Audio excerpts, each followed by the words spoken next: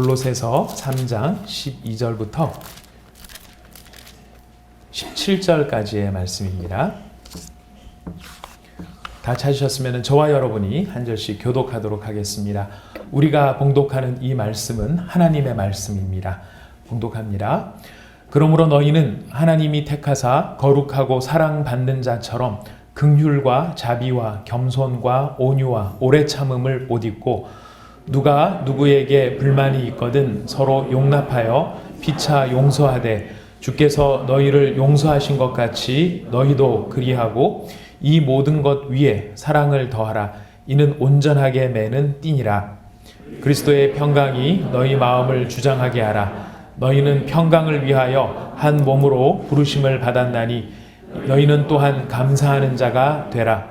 그리스도의 말씀이 너희 속에 풍성히 거하여 모든 지혜로 피차 가르치며 권면하고 시와 찬송과 신령한 노래를 부르며 감사하는 마음으로 하나님을 찬양하고 또 무엇을 하든지 말에나 일에나 다 주 예수의 이름으로 하고 그를 힘입어 하나님 아버지께 감사하라. 아멘. 저희는 지난 몇 주간에 걸쳐서 성도란 무엇인가, 성도란 어떤 존재인가, 내가 예수님을 믿는 하나님의 자녀가 된다는 것이 어떤 뜻인가 하는 것을 살펴보고 있습니다. 누구든지 그리스도 예수 안에 있으면은 새로운 피조물이라 이전 것은 지나갔으니 보라 새 것이 되었다라고 하는 성경 말씀의 선언에 근거해서 우리는 하나님을 아버지라고 부르는 사람이 되었고 하나님을 아버지라고 부르는 사람으로서 예수님의 제자, 예수님과의 관계에 있어서는 그의 제자가 되었다라고 하는 것을 지난 주간에 말씀을 드렸습니다. 예수님의 제자가 되었다라고 했었을 때 그 제자됨이라고 하는 것, 예수님의 제자라고 하는 것이 어떤 의미인지 저희는 세 가지 영역을 가지고 살펴보았습니다. 예수님의 제자가 된다는 것은 제일 중요한 것은 다 중요한 겁니다. 제일 중요한 것이 다 중요한 것인데 예수님의 제자가 된다고 했을 때 첫 번째, 그의 인격과 내면이 예수님을 닮아가는 것을 의미합니다. 누구든지 너희 안에 이 마음을 품으라 그리스도 예수의 마음이니 라고 말씀을 하십니다. 우리의 마음이 그리스도의 마음을 닮아서 점점 우리의 내면과 우리의 성품이 그리스도를 닮아가는 것, 그것이 바로 제자의 첫 번째 모습입니다. 우리가 더 이상 인간의 꾀와 욕심과 자기의 욕망과 욕정을 따라 사는 것이 아니라 그리스도께서 우리 안에 계시기 때문에 그분이 주시는 평안과 기쁨과 감사와 자비와 온유와 이런 사랑함들을 누리면서 살아가는 것, 그것이 바로 제자된 사람의 내면적 모습이 될 것입니다. 두 번째로 예수의 제자로 산다라고 하는 것은 예수님께서 주신 사명을 자신의 사명으로 이해하고 나가는 것을 의미합니다. 예수님께서 우리에게, 그의 제자들에게, 제자인 우리에게 두 가지의 것을 부탁하셨습니다. 하나는 너희는 땅끝까지 이르러 내 증인이 되라. 모든 족속으로 제자를 삼아라. 이런 명령을 주셨습니다. 예수님이 승천하시면서 주신 명령이기 때문에 이 땅에 그 이후로는 모든 사도들과 그의 제자와 그의 몸된 교회는 바로 온 민족으로 제자를 삼기 위해서 애쓰며 헌신하는 책임을 갖게 되었습니다. 바로 이런 한 가지 사명이 있다라고 한다고 하면은 두 번째 사명, 저 소리가 무슨 소리인지 되게 궁금하시죠? 지난주에는 1부 때 저 소리가 나오던데 오늘은 2부 때 저 소리가 나오고 있습니다. 저 소리는요, 제빙기, 얼음을 만드는 기계가 열심히 사역을 하고 있는 소리입니다. 전혀 놀지 않고 쉬지 않고 기회와 때를 따라서 열심히 얼음을 만들어서 얼음이 다 만들어지면 밑에 창고로 밑으로 내려보내는 소리입니다. 자, 제빙기도 저렇게 열심히 일을 하고 있는데 우리도 열심히 주님을 예배하고 또 예배를 드려야 되지 않겠습니까? 자, 아무튼 이렇게 해서 이제 예수님의 제자라고 하는 것은 바로 그런 땅끝까지 이르러 증인이 되는 그런 사명이 있는 반면에 또 예수님이 주신 두 번째 동일하게 같은 맥락에서 주신 말씀이 있습니다. 내가 너희에게 새 계명을 주노니 너희는 서로 사랑하라. 너희가 서로 사랑하면 이로써 사람들이 너희가 내 제자인 줄 알 것이다 라고 이야기를 하셨습니다. 우리가 땅끝까지 이르러 많은 사람들을 제자로 삼았는데 그 사람들이 진짜 제자인지 아니면은 그냥 무늬만 제자인지 차이가 있을 수 있다는 것입니다. 그냥 우리가 제자라고 한다 그래서 다 제자가 되는 것이 아니라 예수님께서 보셨을 때, 하나님께서 보셨을 때, 예수를 믿지 아니하는 다른 사람이 보았을 때 저 사람은 정말 예수님의 제자야 라고 말할 수 있는 그 기준점이 있고 근거가 있다는 것이죠. 그것이 바로 무엇이냐면은 서로 사랑하는 것이라고 예수님은 말씀해 주셨습니다. 너희가 서로 사랑하면 이로써 모든 사람이 너희가 내 제자인 줄 알 것이다 라고 이야기를 합니다. 오늘 많은 성도님들께서 예수님을 위한 하나님께 영광 돌리는 삶을 위해서 여러 가지 일들을 하고 있습니다. 개인적으로, 가정적으로, 또 교회적으로 여러 가지 일들을 하고 있습니다. 그리고 그 가운데 예수의 제자라고 하는 지향점을 향해서 열심히 달려나가고 있습니다. 그 모든 것들은 다 아름답고 가치 있는 일이라고 생각합니다. 그러나 그 모든 일이 있다 할지라도 고린도전서의 표현처럼 우리 가운데 사랑이 없다면 그 모든 것은 아무것도 아닌 것이 될 수 있다라고 하는 것이 예수님께서 말씀하여 주신 이로써 너희가 내 제자인 줄 알 것이다 라는 말씀의 기준을 따라 우리에게 이 참된 제자와 그렇지 않은 제자의 차이를 극명하게 드러내 보여주신다는 것입니다. 여러분들은 그리스도 예수의 제자이십니까? 진짜요? 무엇으로 여러분들께서 그리스도의 제자인 줄 아시겠습니까? 여러분들이 서로 사랑함으로써 우리가 예수의 제자인 줄 알 수 있게 된다는 것입니다. 바로 이렇게 우리의 내면이 예수님을 닮아가고 우리의 인품이 예수님을 닮아가고 또 우리에게 주어진 그 사명을 위해 내게 주어진 시간과 재주와 재능과 모든 자원들을 그 사명을 위해 달려가는 그 목적을 위해 달려가는 사람, 이런 사람을 제자라고 하는데요. 또 한 가지 중요한 제자됨의 요소가 있습니다. 어떤 부분이 있느냐면 내 내면의 인격과 나의 성품과 그리고 이 사명을 누구의 힘으로 이룰 것이냐 하는 것입니다. 어떤 힘으로 이룰 것이냐 하는 것입니다. 많은 사람들이 우리의 인품이 변해야 된다, 우리의 인격이 변해야 된다, 우리한테는 이런 사명이 있다, 땅끝까지를 예수의 증인이 되기 위해서 선교를 나가고 전도를 나가야 된다, 이런 부분에 아멘으로 응답하고 그것을 결단하고 각오합니다. 그러나 각오와 결단이 참 중요한 것임에도 불구하고 각오와 결단이 곧 능력과 실력이 되는 것은 아니라는 것입니다. 말씀을 들으면서 나 정말 이번 한 주간 살 때 사랑하면서 살아야지, 집안에 있는 왼수를 사랑하면서 살아야지, 집 밖에 있는 왼수도 사랑하면서 살아야지, 그러면서 아내도 사랑하고 자식도 사랑하고 직장 상사도 사랑하고 그 온갖 원수들을 다 사랑하려고 굉장히 애를 많이 노력을 하려고 결심을 합니다. 그러나 그것은 우리의 각오와 결심일 뿐이지 그 각오와 결심이 곧 우리가 그것을 할 수 있다는 뜻은 아니라는 것이죠. 달리 말하면은 내가 오늘부터 축구를 하겠어 라고 결심을 했습니다. 축구를 하기로 결심했는데 축구를 하겠다는 결심이 곧 내가 차범근 선수와 같은 실력을 갖게 되는 것을 의미하는 것은 아니라는 것이죠. 우리가 예수의 제자로 살기로 마음에 각오하고 결심하고 결단하는 것은 굉장히 중요한 일입니다. 그러나 그런 각오와 결단을 했다고 해서 우리가 그 실력, 예수의 제자로 살아갈 수 있는 실력이 생기는 것은 아니라는 것입니다. 자, 그렇다면 과연 내 내면의 인격이 변하고 인품이 변하고 성품이 변하고 내 삶의 목적과 방향이 변해 예수의 제자로서 땅끝까지 예수의 증인이 되는 그런 삶의 방향으로 나가는 힘을 어디서 얻을 것인가? 성경은 그 제자로서의 삶의 힘의 근원은 예수 그리스도의 이름의 권세와 성령의 임재하심에 있다고 우리에게 가르치고 있습니다. 그래서 우리가 정말 예수의 제자로 살기를 더 힘쓰기를 원한다면 우리는 우리 안에 주어진 예수 그리스도의 이름의 권세가 어떠한지, 그 이름을 믿는 신앙, 그 이름을 믿는 믿음이라는 것이 어떤 것인지를 알고 그것을 우리의 믿음으로 누리는 것이 필요하고요. 그리고 우리 내면에 있는 성령 하나님의 말씀에 귀를 기울이며 더욱 성령의 충만함을 간절히 사모하면서 그 힘으로 살아가는 것이 너무나 중요하다는 것입니다. 우리가 그래서 지난 시간에 살펴보면 예수의 이름에 능력과 권세를 갖는 삶이 무엇인가 하는 것을 베드로와 요한이 성전 미문에 앉아 있었던 안진뱅이를 고치는 사건을 통하여서 생각을 해보았습니다.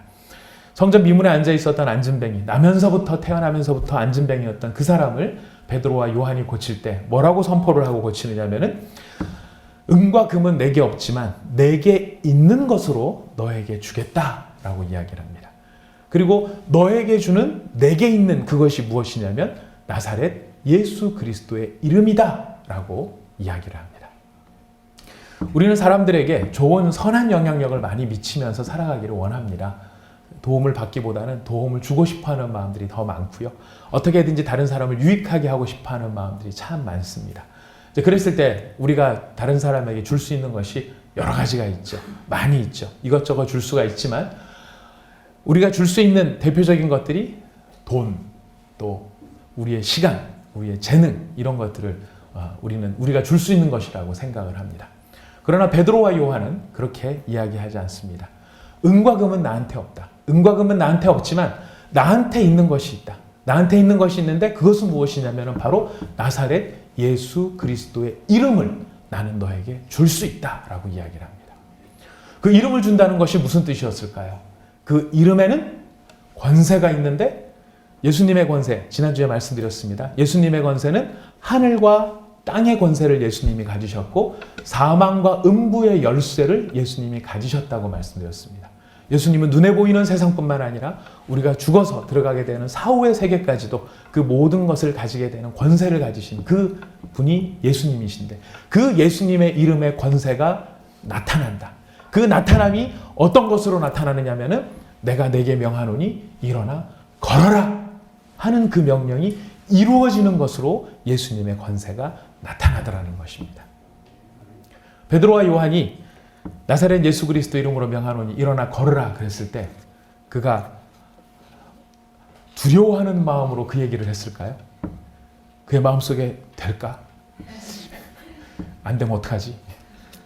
이거 안 되면 난 사도직 내려놓고 이제 갈릴리 바다로 가서 고기를 잡아야 될 텐데 이거 되나 안 되나 이거 어떻게 해야 되나 실험이나 해보고 올걸 이런 생각을 하면서 나사렛 예수 그리스도 이름으로 일어나 걸으라 그렇게 말하지 않았다는 것입니다.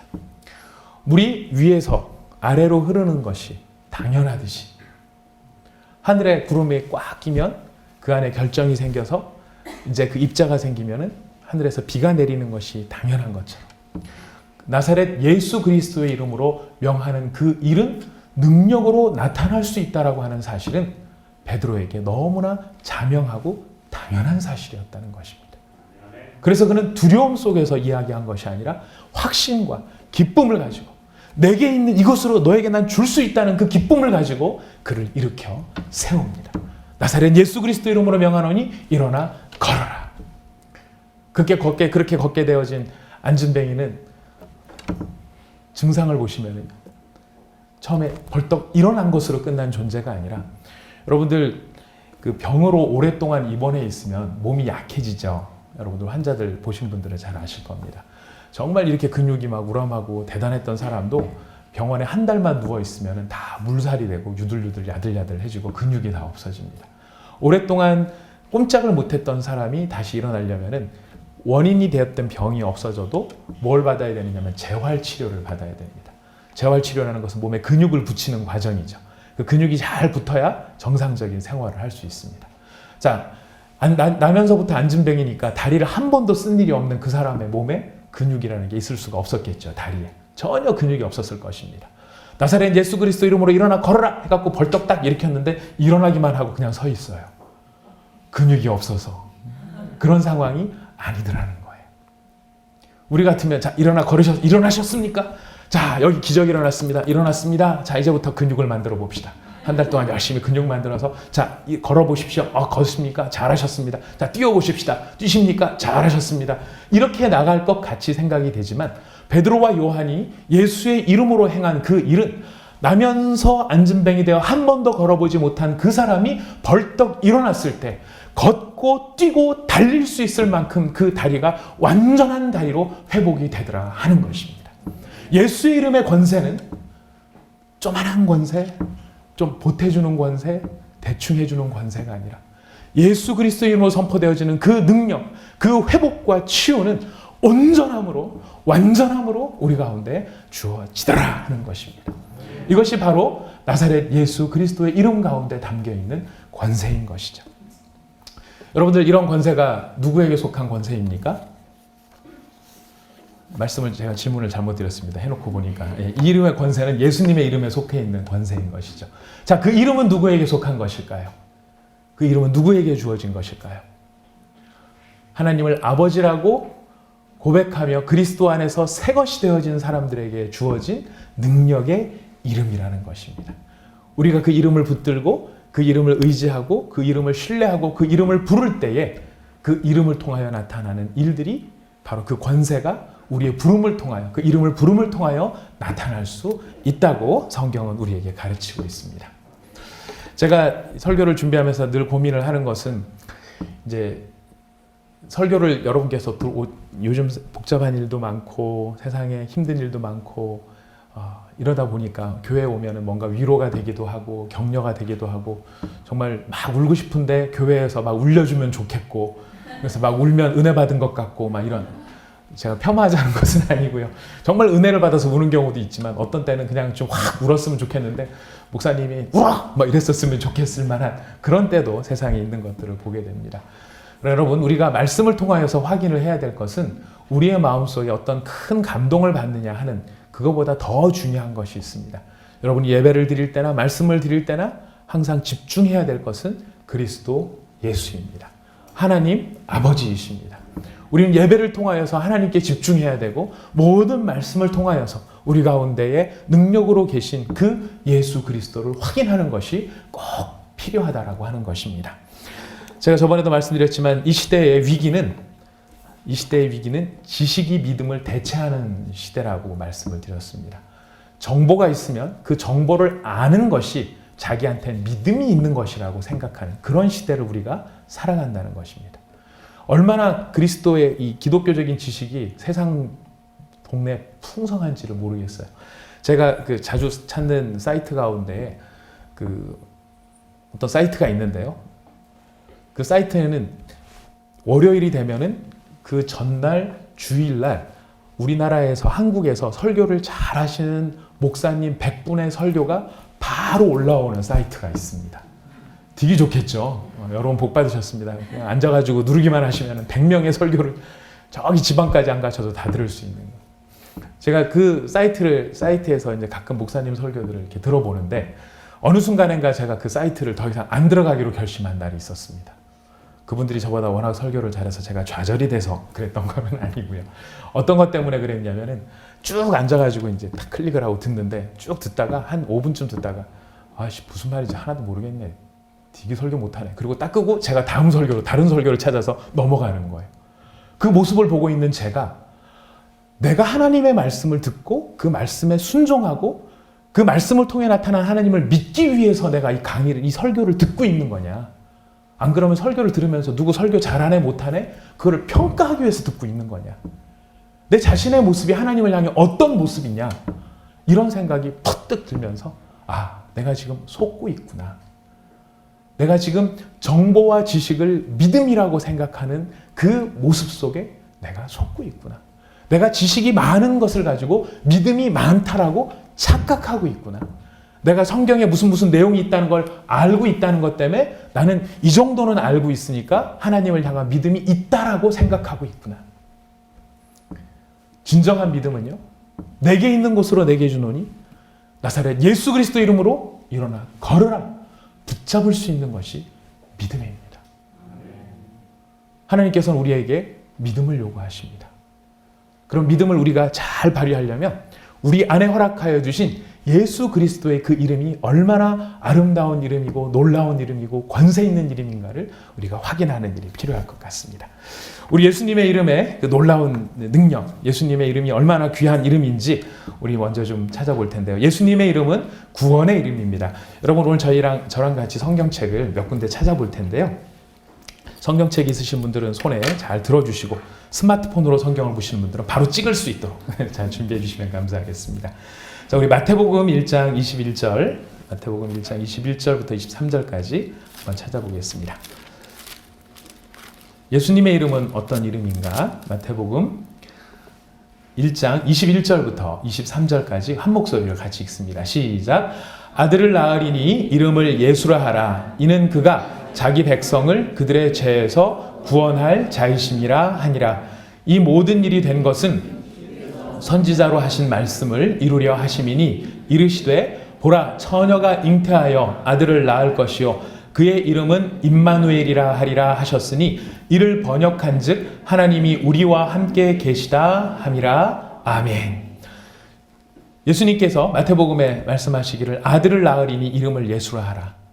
이름을 예수라 하는데 그 예수라는 이름은 어떤 이름입니까? 그가 자기 백성을 그들의 죄에서 구원할 자이시다. 예수의 이름이라는 예수라는 이름은 바로 구원의 이름입니다. 우리를 구원하기 위하여 주신 하나님의 능력의 이름 그분이 바로 예수 그리스도이신 것입니다. 우리 사도행전 4장 12절을 한번 찾아보겠습니다. 사도행전 4장 12절. 사도행전 4장 12절 말씀 같이 읽겠습니다. 시작. 다른 이로서는 구원을 받을 수 없나니 천하 사람 중에 구원을 받을 만한 다른 이름을 우리에게 주신 일이 없음이라 하였더라. 다른 이로서는 구원을 얻을 수 없는데, 왜냐하면 하나님께서 천하 어떤 사람 가운데도 구원받을 만한 다른 이름을 주신 적이 없고 오직 예수 그리스도 그 이름만을 주셨기 때문이라는 것입니다. 그래서 우리는 구원을 받을 때 누구의 이름으로 구원을 받느냐면 예수 그리스도의 이름으로 구원을 받게 됩니다. 예수님께서는 요한복음 14장 6절에 이렇게 말씀하십니다. 내가 곧 길이요 진리요 생명이니 나로 말미암지 않고는 아버지께로 올 자가 없느니라 라고 말씀을 하여 주십니다. 예수님의 이름은 구원의 이름입니다. 또한 예수님의 이름은 우리의 믿음과 관련해서 예수님의 이름은 우리가 세례를 받을 때 우리가 세례를 받게 되는 이름이 예수 그리스도의 이름으로 세례를 받는 것입니다.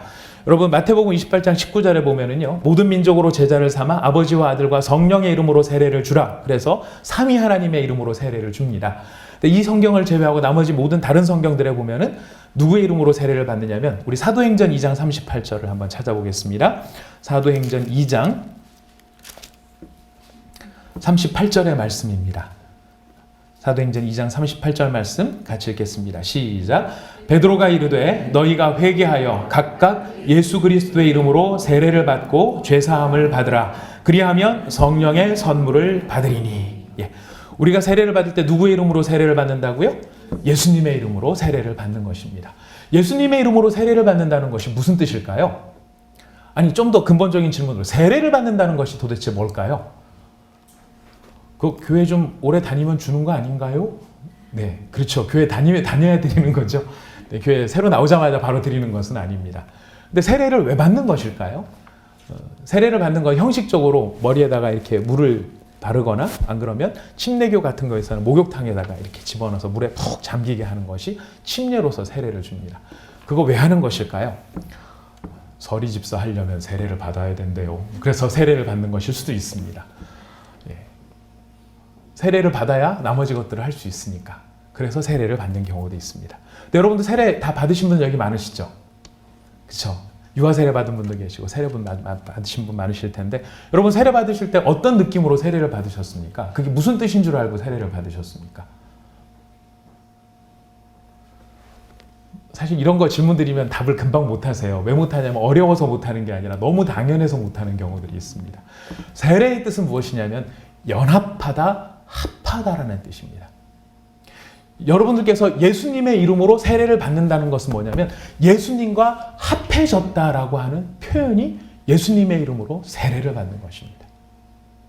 여러분이 예수님의 이름으로 세례를 받아 여러분은 예수님과 하나가 되신 것입니다. 고린도전서 6장 17절에 보면은 주와 합하는 자는 한 영이다 이렇게 얘기를 하고요. 에베소서 4장 4절 5절에 보면은 주도 한 분이시고 믿음도 한 분이고 세례도 하나다라고 이야기를 합니다. 고린도전서 12장 13절에 다 한 성령으로 세례를 받아 한 몸이 되었다라고 이야기를 합니다. 여러분은 세례를 받음으로 예수님과 연합한 존재가 되었음을 고백하는 것입니다. 누구의 이름으로 세례를 받느냐? 바로 그 이름으로 연합하게 되는 것이죠. 여러분들은 예수님의 이름으로 세례를 받기보다는 한국은행의 이름으로 세례를 받기를 더 원할지 모르겠습니다. 한국은행의 이름으로 세례를 받고 그 안에 있는 모든 돈을 내 것으로 쓸 수 있는 바로 그런 권세를 얻기를 원하시는지 모르겠습니다. 아니면 여러분들께서 다니는 직장의 이름으로 세례를 받고 그 가운데 여러분이 대표이사가 되어져서 그 모든 것을 마음대로 쥐고 흔들 수 있는 그런 권세를 가지기를 원하는지 모르겠습니다. 세례를 받는다는 것은 바로 이런 뜻입니다. 그 이름으로 세례를 받아 그와 연합함으로 말미암아 그 안에 담겨있는 모든 것을 내 것으로 활용할 수 있는 권세를 갖게 되는 것, 바로 이것이 세례가 갖는 힘이라고 하는 것입니다. 여러분께서 예수 그리스도와 함께 연합하심으로 말미암아 여러분은 예수님과 합한 자가 되었고 그리스도 예수 안에 있는 모든 이름의 그 능력과 권세를 여러분의 것으로 활용할 수 있는 자가 되었다라는 것이죠. 예수님은 바로 이렇게 우리의 구원의 이름이 되실 뿐만 아니라 우리가 세례를 받는 이름이 되시기도 하고요. 또 우리의 매일의 삶에 있어서 중요한 여러 가지 근거가 되는 이름이 되시기도 하십니다. 여러분 우리 요한복음 16장 23절 24절을 한번 찾아보도록 하겠습니다. 요한복음 16장 23절 24절의 말씀입니다. 요한복음 16장 23절 24절 말씀.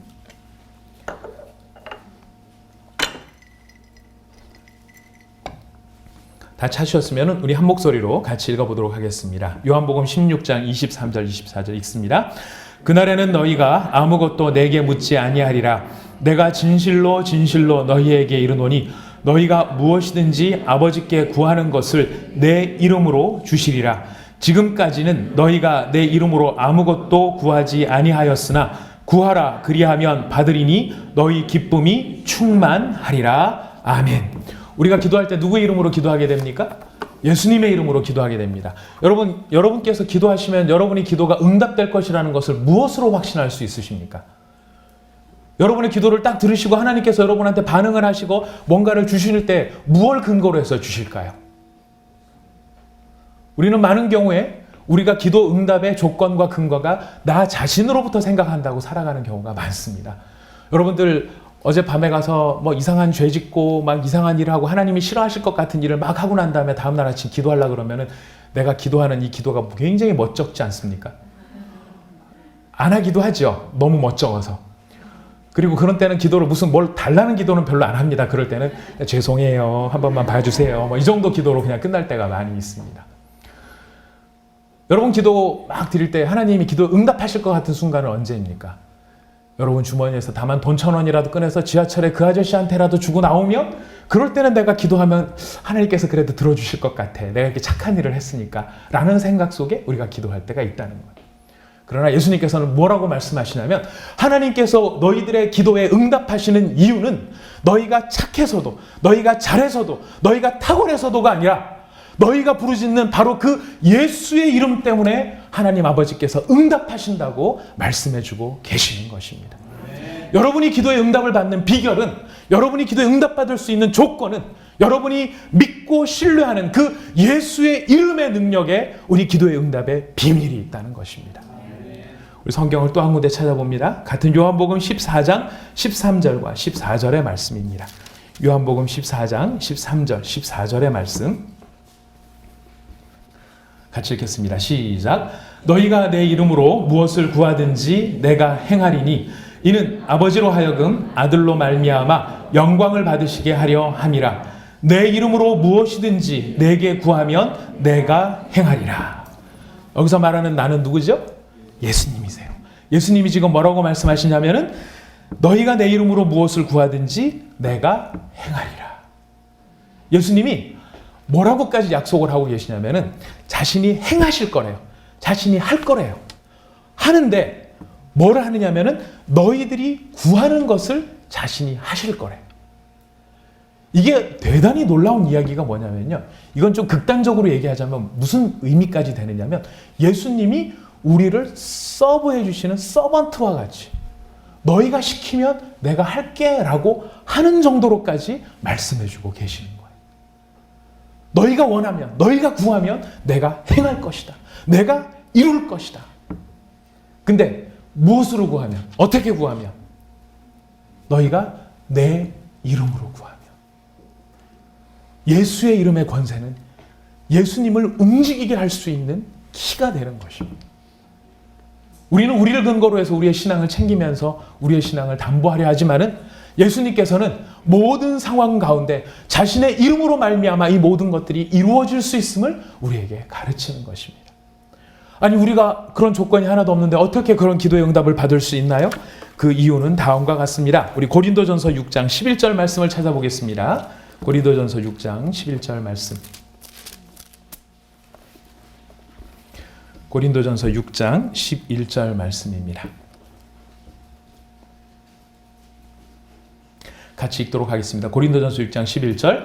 너희 중에 이와 같은 자들이 있더니 주 예수 그리스도의 이름과 우리 하나님의 성령 안에서 씻음과 거룩함과 의롭다 하심을 받았느니라. 아멘.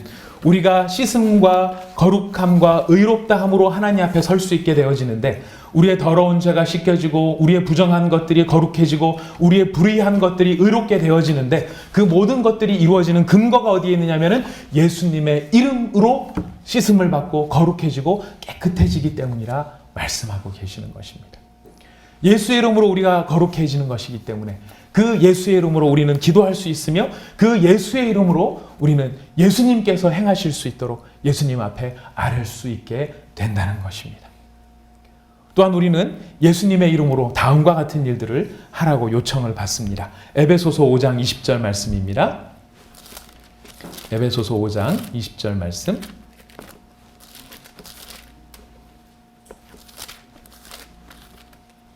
에베소서 5장 20절 말씀 같이 읽겠습니다. 시작. 범사에 우리 주 예수 그리스도의 이름으로 항상 아버지 하나님께 감사하며 모든 일에 감사하되, 우리는 그냥 감사하는 것이 아니라 주 예수 그리스도의 이름으로 감사하라고 부름을 받는 존재들입니다.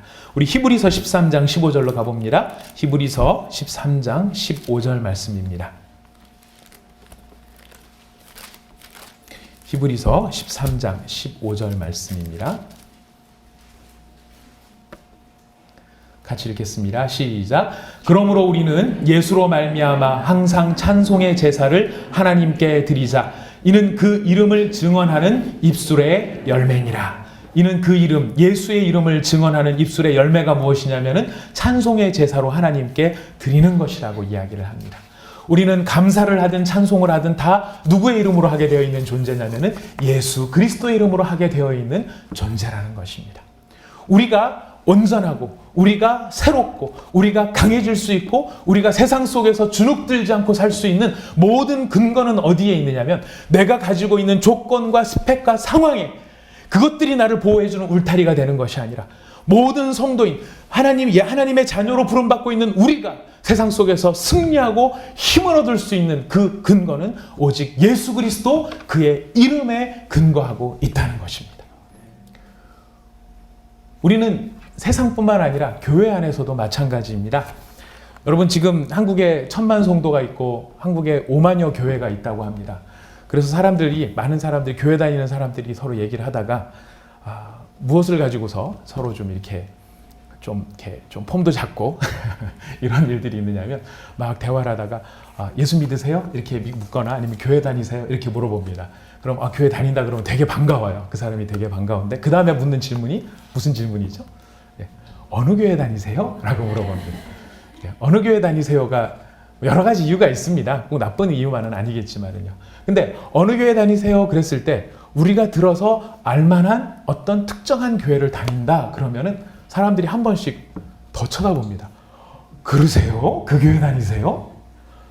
그러나 여러분, 그것은 다 우리의 착각입니다. 그것은 다 우리의 환상이고 신기루입니다.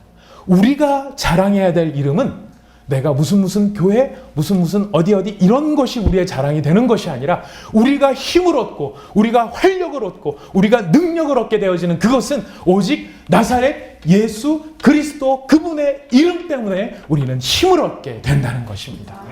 우리의 힘의 능력, 권세의 능력, 여러분이 그 이름으로 선포했을 때 그 이름으로 말미암아 응답받을 수 있는 것은 우리의 자격이나 우리의 조건이 아니라, 너희가 내 이름으로 내게 구하면 내가 그 일을 할 것이고, 너희가 아버지께 내 이름으로 구하면 아버지께서 그것을 주실 것이다. 그 약속의 힘, 그것은 바로 그리스도 예수의 이름에 있다는 것입니다. 이 놀라운 일들을 경험한 초대교회에 이런 일들도 벌어졌습니다. 사도행전 4장 17절 말씀입니다. 사도행전 4장 17절입니다.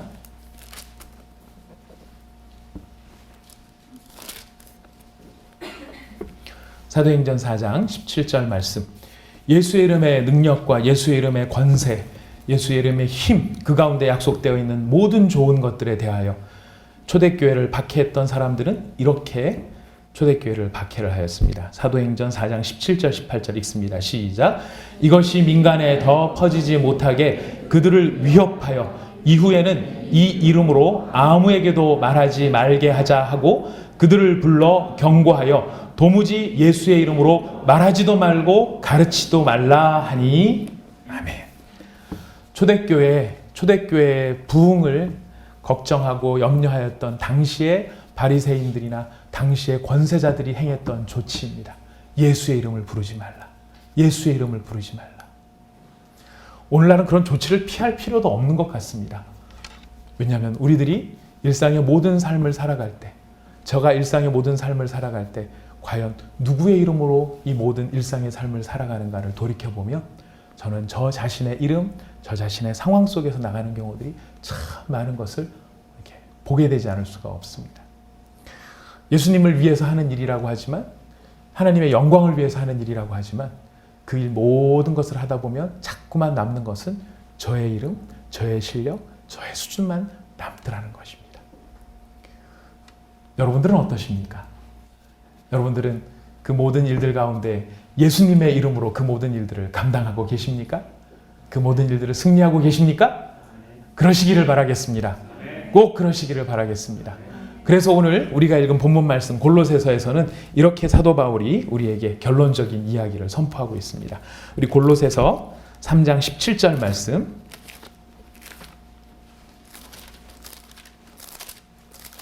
여러분들이 저한테 고맙다고 하셔야 됩니다. 이렇게 설교 시간에 성경을 많이 찾아야 여러분은 성경도 숨을 쉬고 살지 않겠습니까? 골로새서 3장 17절 말씀 같이 읽도록 하겠습니다. 시작. 또 무엇을 하든지 말에나 일에나 다 주 예수의 이름으로 하고 그를 힘입어 하나님 아버지께 감사하라. 무엇을 하든지 말에나 일에나 무엇을 하든지 다 누구의 이름으로 하라고요? 주 예수의 이름으로 하라고 이야기하고 계십니다. 무슨 말일까요? 여러분들 가운데 아기를 키우는 분이 계시면 아기를 돌볼 때 주 예수의 이름으로 아기를 돌보시기 바랍니다. 여러분 가운데 공부하는 분들이 계십니까? 공부하시기 전에 주 예수의 이름으로 공부를 하시기를 바랍니다. 여러분 가운데서 연애하는 분들이 계십니까? 주 예수의 이름으로 연애를 하시기 바랍니다. 여러분 가운데 결혼을 앞에 두고 계신 분들 계십니까? 주 예수의 이름으로 결혼하시기 바랍니다. 여러분 가운데 직장을 다니며 돈을 벌며 사업하는 분들이 계십니까? 주 예수의 이름으로 돈을 벌고 사업하고 직장을 다니시기를 바랍니다. 그로 말미암아 하나님의 영광을 볼 것이요 그로 말미암아 하나님의 권능을 체험할 수 있게 될 것입니다.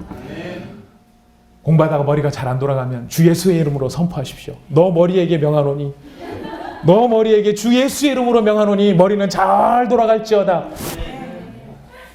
그 이름이, 그 기도가 응답이 될까요, 안 될까요? 제가 이번 주간에 있었던 저의 간증입니다. 화요일 날 제가 있던 그 예전 교회에 제 책이 아직 좀 많이 남아 있어가지고 책꽂이에 이렇게 있었습니다. 근데 그거를 좀 정리를 하려고 박스를 이렇게 해놔야 언제 또 이사를 하지 않겠어요. 그래서 이제 거기 있는 책을 정리를 하러 갔어요. 책이 이제 좀 제법 좀 돼가지고 박스질을 많이 해야 되는데 3개쯤 하고 났더니 허리가 결리기 시작을 하는 거예요. 이렇게 평소에 운동을 안 했어요. 제가 요즘에 운동을 안 해가지고요. 여러분 혹시 이사할 분들 계시면 이사하기 한 달 전부터 꼭 근력 운동을 하시기를 바라겠습니다. 갑자기 이사를 하시려면 많이 몸이 망가질 수 있어요. 한 3개쯤을 하고 났더니 이게 안 들다가 무거운 거를 탁 들어가지고 옮기느라고 이렇게 번쩍 드는데 허리가 해가지고 꼼짝을 못 하겠는 거예요. 아, 이거 어떡하지? 이거 앞으로 해야 될 일도 많고 이거 하다가 이 정도에서 그만두면 안 되는데 이거 빨리 빼줘야 되는데 막 이런 속에 손을 얹고 기도를 했습니다. 주 예수의 이름으로 명하노니 너 허리는 나을지어다. 제가 확신을 가지고 그렇게 선포를 했을까요? 될까 말까 의심하면서 했을까요? 반반이었습니다. 솔직히 말씀드리면 반반이었습니다. 아, 이거 빨리 하고 병원 가서 침 맞아야 되는 거 아니야? 이런 생각을 했는데 놀랍게도 정말로 이렇게 못 들 것 같았던 허리가 펴지는 거예요. 제가 오늘 그 경험을 했기 때문에 이 말씀을 오늘 힘있게 전할 수 있는 것입니다. 주 예수의 이름으로 명하면요 굳어진 허리도 펴지더라는 거예요. 이건 제 경험이라 진짜 100% 말씀드릴 수 있는 거예요. 그래서 그날 제가 37박스를 싸고 나왔다는 거 아니겠습니까? 아직도 더 싸야 되는데 아무튼 37박스를 쌀 정도로 허리가 견뎌내더라는 거예요. 아주 단편적이죠? 여러분 이런 것을 우리가 기적이라고 말할 수 있을까요? 믿음 안에서는 숨을 쉬는 것 같이 당연한 일들입니다. 왜? 예수의 이름의 능력이 당연한 것입니다. 오늘 여러분들은 이런 이름의 능력, 이름을 가진 하나님의 사람들로 부름을 받으신 것입니다. 여러분이 훌륭하고 여러분이 탁월한 것은 세상 가운데서 보여지는 여러 가지 스펙과 여러분의 경력 때문에 여러분이 훌륭한 것이 아니라, 여러분이 훌륭한 것은 여러분을 위하여 자신의 아들을 내어놓으시기까지 사랑하시는 아버지의 사랑이 여러분 가운데 있는 것이고, 아버지의 말씀에 순종하여 자신의 목숨을 내어놓기까지 여러분을 자신과 똑같이 생각하시는 예수님 때문에 여러분은 훌륭하신 것이고, 그 예수님이 지금도 살아계셔서 그 이름으로 선포되어지는 일들을 우리를 위하여 행하시는 그 행하심의 능력이 그분께 있기 때문에 우리는 행복한 것입니다. 사랑하는 믿음의 형제자매 여러분, 이번 한 주간 예수님의 이름으로 사시기를 축복합니다. 무슨 일을 하든 예수님의 이름으로 행하시기를 축복합니다. 그리고 그 이름의 권세를 여러분의 것으로 누리시기를 바랍니다. 베드로와 요한이 중이 뿔나면 안 되죠. 베드로와 요한이 잘나서가 아닙니다. 베드로와 요한이 탁월해서도 아닙니다. 베드로와 요한이 우리랑 달라서도 아닙니다. 베드로와 요한은 우리랑 똑같은 사람입니다. 성경은 이야기합니다. 엘리야는 우리와 성정이 같은 사람이었다. 그러나 그가 기도함에 몇 년 동안 비가 내리지 않고 기도함에 다시 비가 내리게 하는 그 역사가 그에게 있었다. 그것은 그 일을 이루신 하나님께 능력이 있고 그 이름의 권세를 깨닫고 믿는 자를 통하여 하나님이 일하시기 때문이라는 것입니다. 여러분, 이 시대에 믿음의 사람으로, 예수의 이름의 능력을 보여주시는 사람으로, 누리는 사람으로 하나님 앞에 서시기를 축복합니다. 그 이름이 여러분을 예수님의 제자다운 제자로 서로 사랑하게 하고 땅끝까지 이르러 예수의 증인이 되게 하는 그 삶을 사게 하는 원동력으로 예수의 이름이 여러분 가운데 역사하게 될 것입니다. 누가 되게 용서가 안 될 때는 마음에 선포하십시오. 나 김은수에게, 주 예수의 이름으로 김은수에게 명하노니 너는 성령 충만하여 예수의 사랑으로 충만하여 그 사랑으로 행할지어다. 선포하시기 바랍니다. 우리 하나님께서 이렇게 귀하고 좋은 은혜를 우리에게 주셨습니다. 여러분이 다 이런 사람이 되시면, 오늘 우리 장로님께서 기도하실 때 그렇게 기도하셨죠. 한 사람이 천인을 이루고 또 뭐라고 기도하셨습니까? 여러분, 뭐를 기도했는지를 알아야 뭐가 응답이 돼도 확인하실 수 있으시잖아요.